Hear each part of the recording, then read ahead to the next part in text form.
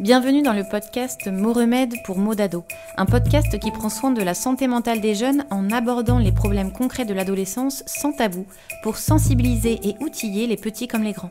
Podcast réalisé et écrit par Hélène Milsan, accompagnante jeunesse depuis 15 ans. Épisode 1, je ne sais pas qui je suis. Salut à toi qui m'écoutes, je suis Hélène et je suis heureuse de te retrouver pour un nouvel épisode des Mots Remèdes. Aujourd'hui, on parle de cette phrase que j'entends constamment en intervention. Je ne sais pas qui je suis. Une question fondamentale qui vous bouleverse et que les adultes minimisent trop souvent.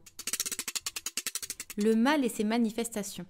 Les mots d'ado peuvent prendre plusieurs visages et aujourd'hui j'ai envie de vous parler de la crise d'identité, qui n'est pas anodine et peut être le cœur de bon nombre de vos souffrances actuelles.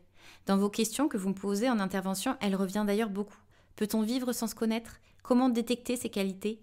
Comment savoir que nous avons quelque chose d'unique ? Heureusement, quand on se rencontre, on arrive à trouver des réponses à ces questions. Mais parfois, quand on reste isolé, c'est plus compliqué.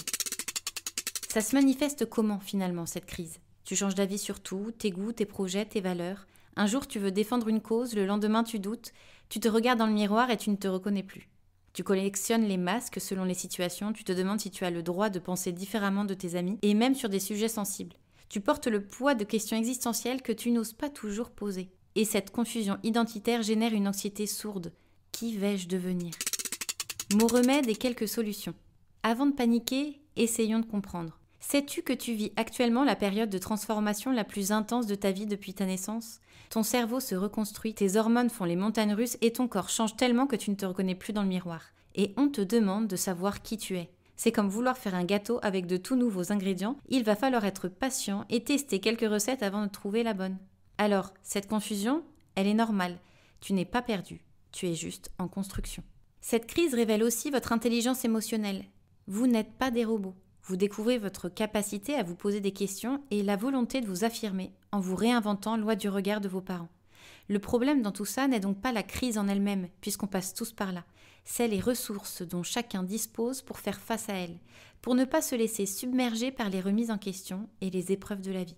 Quand on sait que seulement 6% des 11-15 ans déclarent leur mal-être, on ne peut qu'encourager les autres, ceux qui banalisent leur souffrance, de sortir de leur isolement pour verbaliser ce qui ne va pas. Alors voici 3 clés pour naviguer pendant cette période charnière. La première clé, acceptez vos contradictions. Vous pouvez être heureux et malheureux en une même journée. Vous pouvez aimer le rose et lui préférer le bleu le lendemain. Vous pouvez être militant et avoir des doutes, être timide et prendre la parole en public. Tout est OK. Une deuxième clé, allez explorer sans vous enfermer. Testez, questionnez, changez d'avis. Chaque expérience vous apprend quelque chose sur qui vous êtes. Ne vous enfermez dans aucune case. Inventez la vôtre plutôt. Une troisième clé, parlez de vos questionnements. Cette confusion identitaire s'apaise quand elle est verbalisée, comprise, accompagnée. Alors surtout, ne vous isolez pas. Partagez-la. Cette période d'incertitude n'est pas un problème à résoudre, c'est plutôt un processus à vivre. Votre identité se construit jour après jour, question après question, et pour tout vous avouer, on ne cesse de s'interroger sur qui on est, même à 36 ans. Alors je vous dis à bientôt pour un nouvel épisode des Mots Remèdes pour mots d'ado, et je vous souhaite de prendre soin de vous et de toutes vos facettes d'ici là. À bientôt. Ciao.